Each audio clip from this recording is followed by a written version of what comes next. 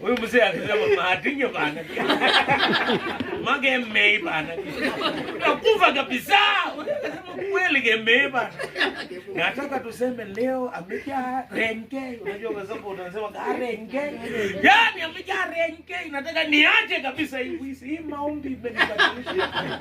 Lakini huyu aliomba kwa Mungu wa baba yake, ambaye alitangulia, lakini Mungu bado anaishi. Ilipofika saa 6 ya usiku wamebeba tarimbo na chete kwa kunia, wakashuka. Mama akastuka, chukueni kila kitu, hata niko na 3,000. Akasema mama hatuchukui chochote. Wewe kumbe kuko na baba, ingawa baba hapa aliondoka, lakini kuko na baba wa mbinguni, jina lake ni Yesu Kristo. Na mtoto alipoomba tumeguzwa, tusaidie fare na ugali. Unajua walikuwa wamekaa huko. Walikuwa wamekaa kwa ceiling board. Sijui ngapi wameweka hapo kwa ceiling board. Hii yote bana, yani imetoka. Yani kwa ngumu. Wakapatiwa ugali saa 6 ya usiku na wakaomba fare, wakasema mchana isiwapate hapo, wanataka wakuwa wameenda.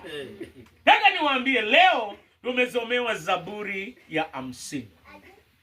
Na mstari wa 15. Zaburi hii iliandikwa na Daudi.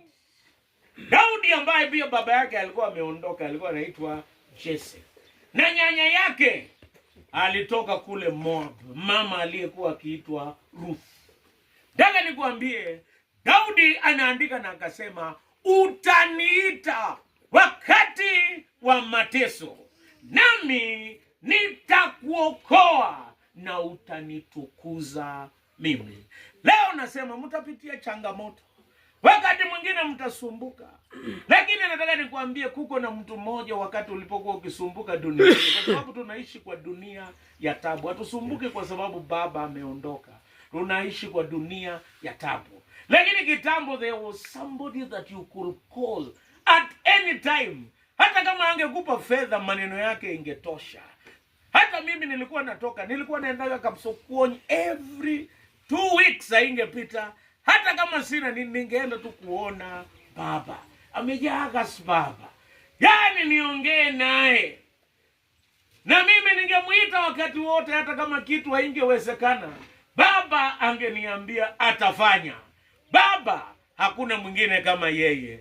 Nilimuita, lakini ameniachia kuna mwingine ambaye nitamuita. Jina lake ni Mungu Baba. Anasema wakati wa mateso usisahau kupiga namba ya mbinguni. Ndani nikwambia, hata sisi tulijaribu kuita wanasiasa juzi, mnajua